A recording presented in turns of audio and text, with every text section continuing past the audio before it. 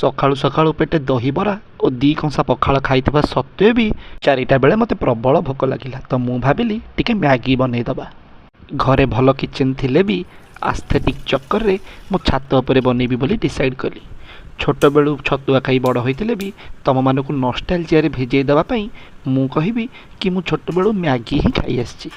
ଟିକେ ଏକ୍ଜାଜରେସନ୍ ପାଇଁ ମୁଁ ଏକଥା ବି କହିଦେବି କି ମୁଁ ପୋଲିଓ ବି ମ୍ୟାଗି ମସଲାରେ ଗୋଳେଇକି ହିଁ ନେଇଥିଲି। ମ୍ୟାଗି ବନେଇବା ଗୋଟେ 2 ବର୍ଷର ଛୁଆକୁ ବି ଜଣାଥିବ। ଷ୍ଟିଲ୍ ମୁଁ ତୁମକୁ ଷ୍ଟେପ୍ ବାଇ ଷ୍ଟେପ୍ ସବୁ ଭିଡ଼ିଓରେ ଦେଖେଇବି। ତୁମକୁ ଟିକେ ହୋମ୍ଲି ଫିଲ୍ ଦେବା ପାଇଁ ମୁଁ ଆମ ଛାତ ଉପରେ ହେଇଥିବା ଲଙ୍କାକୁ ଭାଙ୍ଗି ମ୍ୟାଗି ଭିତରେ ପକାଇଦେବି। ଯଦି ତୁମକୁ ଟେଷ୍ଟ ଦରକାର ତମେ ପକାଇବା ଦରକାର ନାହିଁ, କିନ୍ତୁ ମୁଁ ତ ଭ୍ୟୁଜ୍ ପାଇଁ ମରୁଛି ନା।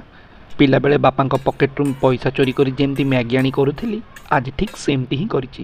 ଆଉ ସତ କହିବି ତ ପିଲାବେଳ କଥା ଆଜି ବହୁତ ମନେ ପଡ଼ୁଛି, କାହିଁକିନା ସେବେ ବି ଯେମିତି କଦର୍ଯ୍ୟ ଟେଷ୍ଟ ଥିଲା ଆଜି ବି ଠିକ୍ ସେମିତି ହିଁ ଅଛି।